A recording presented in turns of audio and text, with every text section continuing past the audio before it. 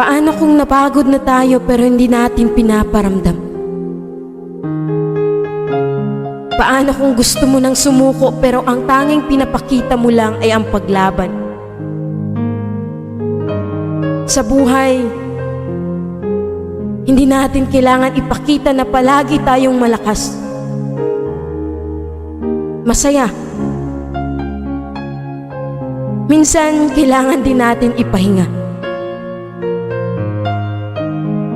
Ilabas ang bawat pagod at salita.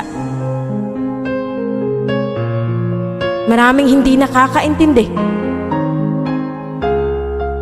Pero ito, andito tayo sa realidad na kung saan tinatago natin ang sakit na nararamdaman.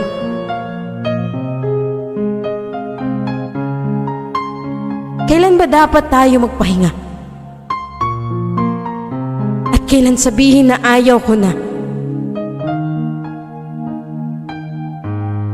Kasi maraming pagkakataon na ang sarap bumalik sa umpisa, na walang iba.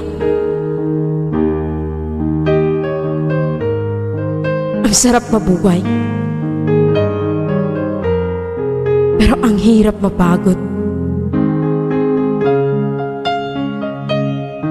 Sa mundong ito, hindi natin kailangan ipakita na masaya pa tayo.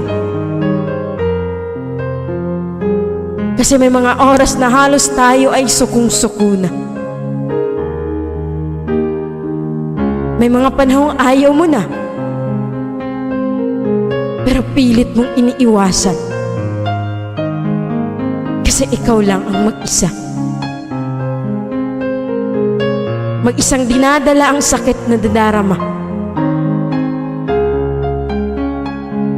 Alam mo yung pakiramdam na walang-wala ka na. Wala ka nang masabi.